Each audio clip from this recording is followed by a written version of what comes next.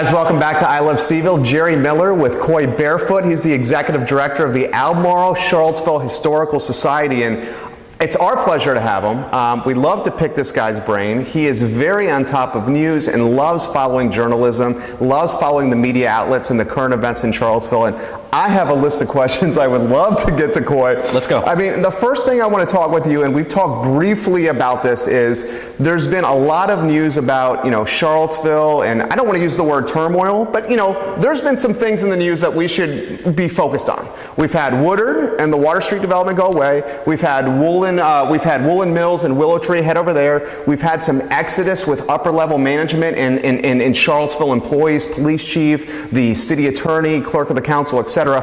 First, we'll start open-ended. What are your thoughts on everything that's going on here, Coy? Well, the things that you list, I would caution anyone from rushing to connect all those dots, because some of those things might not have anything to do with each other. Okay. We just don't know. Sure. And I'm not an active reporter right now, so I can't say, oh, I know for sure that this happened because of this. I think we can say, I think turmoil is the right word. And, everybody in town is concerned. These issues were there before August 12th. August 12th put a very tragic, big, sad spotlight on some of these issues, but they were there before August 12th.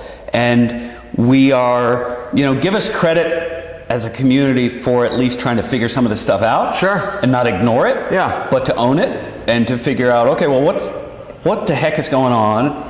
And again, as you mentioned earlier, my whole focus is, well, how can we make it better? Sure. How can we make it better? How can we figure out what's wrong and make it better? And the whole goal would be, whether you're a neighbor in Charlottesville or a citizen of America, whatever it is, the goal is to push your community or push your country a little bit closer to its ideals. Sure. That's it. Golden rule.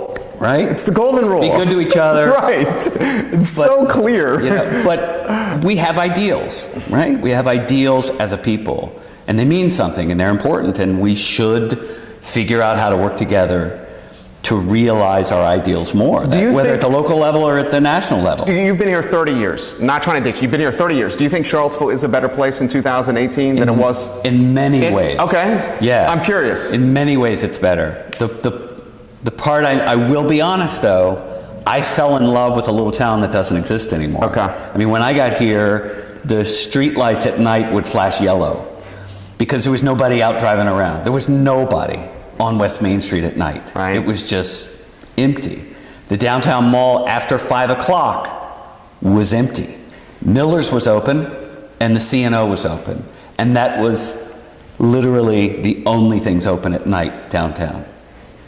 Now, you could look at that and say, oh my gosh, that's an unsuccessful business environment. We need to improve that. I loved it. Of course. I loved it. Yeah, it was intimate.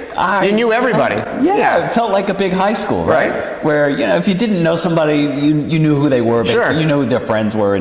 And when I grew up, I always wanted to live in Mayberry. Sure. And so I sought out, when I was in my 20s, I sought out that town that was as close to the small town that I always dreamed about. So the strategic growth, I like to call it strategic growth. Is the strategic growth that's happening here something that you're a proponent of? Well, you don't want it to be urban sprawl like Fredericksburg. And I'm not trying to knock Fredericksburg. I'm not trying to knock Northern Virginia. The last thing we want is urban sprawl. Right. But certain growth, the $80 million Woodard project on Water Street, it kills me, and I'm still burned about this. And why I'm burned about this is I really believe this $80 million project would have impacted so many socioeconomic levels of people. It would have created so many different jobs for so many different classes of people at so many different levels of income. Yeah. And I'm so frustrated as someone who's so passionate about Charlottesville like you, that something like this goes away, because eventually, Coy, I see a Market Street that's going to be connected to the Ix Art Park and this fabulous pedestrian corridor. And I just want to see it happen, because I think it's going to be good for all of us.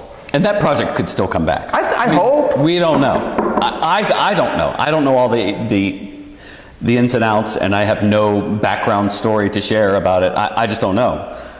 It could still come back. But as far as development or sprawl, these are the problems you want.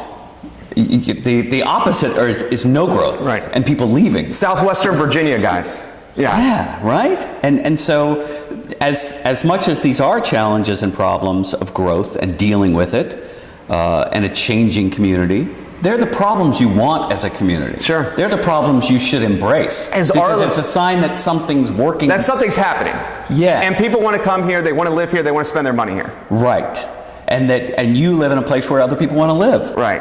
That's great. Right. That's great. It's going to bring problems and challenges, but that's a great problem to have. Is our current local government, this is a tough question for you, is our current local government set up to handle those challenges? The current in the city or the county? In the city. Because I really believe, and you may disagree, the county may not want to hear this, but the county goes as the city goes. If the city's strong and the city's brand is good and the economy is good in the city, that trickles over to the county. Right, but we're seeing that change because of development in the urban ring. Willow Tree, Woolen Mills, that's one example. Since the early 80s and the revenue sharing agreement, when the county really started to go full force developing the urban ring around the city, that formula has changed a bit. And you see, I see leadership in different respects in both places. Okay. It just depends on what sector we're looking at. But the city as a government, I don't think anyone, and in fact, my friends on city council wouldn't deny that they have their challenges right now. They get real challenges, things to figure out. And what I can say, and I can say for each one of them, they're trying to figure it out in their own way. Yeah. And there's not a person on council right now that doesn't really care truly about trying to figure this out. Trying to figure out how they can work better together, how they can work with staff better, how they can create a kind of approach to these challenges that exist so that we can meet them head on. That's the goal. Yeah, I agree with everything you're saying. As someone that is going to be potentially a business owner for maybe the next 40 years in Charlottesville, that's raising his son now, and as a wife, I feel like I have a lot of skin in the game, and my entire business is based on I Love CVille. Right, so having Charlottesville be great is good for this business. Right. That's your brand. That's my brand. Yeah. I'm nervous. I like talking with you because you have more perspective than I do, but I am nervous as a mid-30s entrepreneur for what's happening, Coy. I'm very nervous. Yes.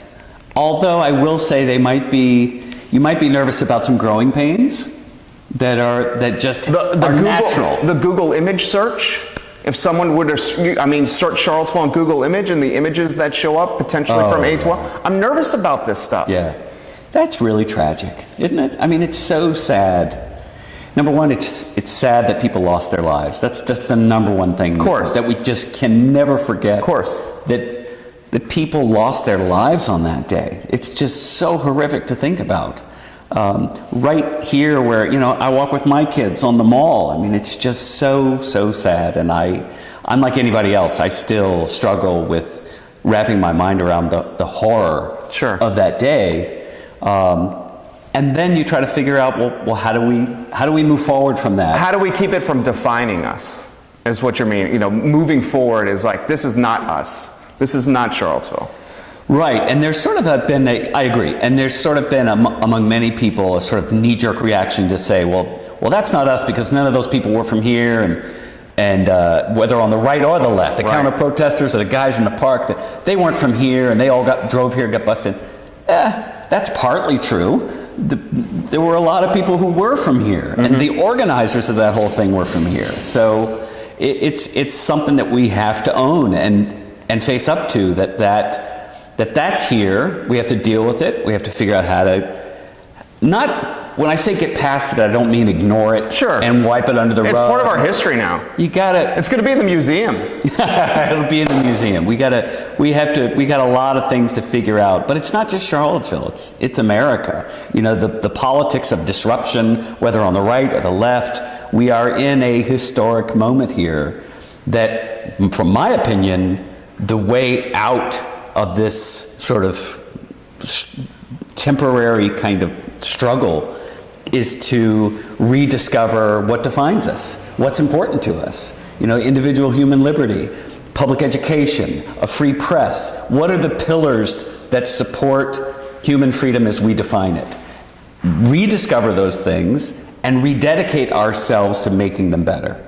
You're on fire. Coy Barefoot is on fire per usual. We're going to head to commercial break, 30 seconds, and we'll be back. I have a lot of questions I want to talk with Coy Barefoot. Stay tuned, guys, to I Love CVille. Hi, I'm Dr. Scott Wagner of Scott Wagner Chiropractic and Sports Medicine, and I am excited to show you our new anti-gravity technology. Our anti-gravity technology will impact everyone by providing the knowledge to overcome chronic pain. Our anti-gravity technology will help improve everyone from a post-surgical, rehabilitation, and overall quality of life standpoint. And now, our anti-gravity technology will offer you the best rehab experience possible. And remember, who